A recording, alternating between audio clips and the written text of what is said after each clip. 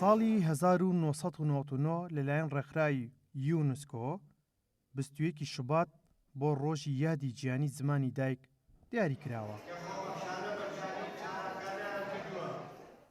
بە مەبەستی بەرزڕاکردنی ڕۆژی زمانی دایک لە 22/2/2000 یەکەم ساڵیادی یادکردنەوەی زمانی دایک دادەنرێت لەسەر ئاستی جیهان.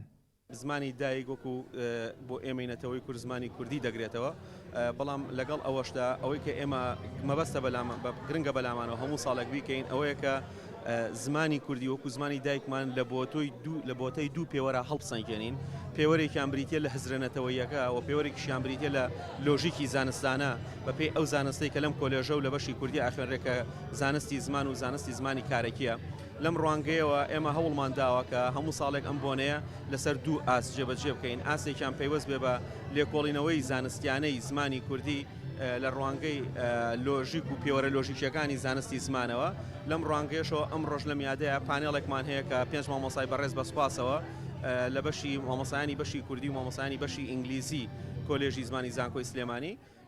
ڕۆژی جیهانی زمانی دایک دەربڕی دنیایەک ڕاستی و پەیوەستە بە مرۆڤ و مرۆڤبوونەوە.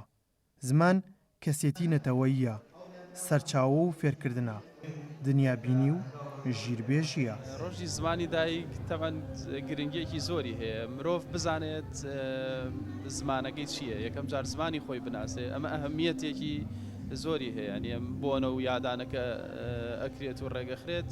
هەر هەمان چۆمڵی ئەو پەیامە ئەگەێنێت کە قسەپێکەری زمان ئەو زمانێکە هەیە بزانێت چی زمانێکی هەیە، ینی جیای بکاتەوە لە زمانێکی. بەرز و بەشکۆڕاگرتنی زمانی کوردی ئەرکی سەرەکی ئەکادیمیان و سەرجەم دامەزراوەکانی حکوومیە، چونکە ئاشکرایە زمان پایەکی گرنگی کۆمەڵ و ڕەگەزێکی سەرەکی ناسنامەی نەتەوەیمانە. ئەحمەد ئیسماعیل گەلی، کوردستان، سلێمانی.